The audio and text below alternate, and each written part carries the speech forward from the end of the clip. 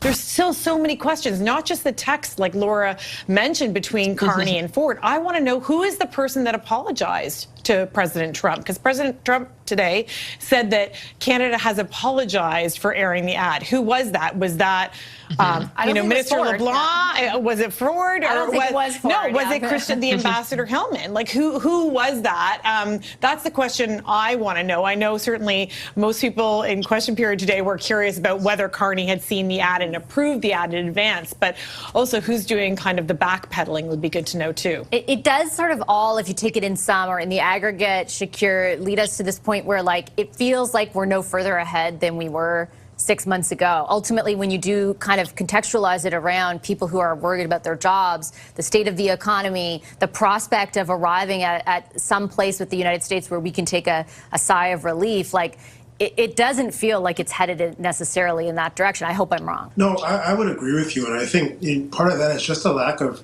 transparency and communication. I think there's a lot of folks, I'm not sure how detailed the premiers are getting read into what's going on, but I think there's a lot of folks out there that really don't understand or know what the federal strategy is here. I heard you talking to former Premier Charest, and when Carney got elected, he was talking about negotiating a comprehensive trade and security agreement with the U.S. That's been downgraded to, we'll wait until Kuzma and renegotiate that. And even now just talking about, something around certain sectors, and we'll see if we can reduce the tariffs there. But we don't understand why things have been downgraded.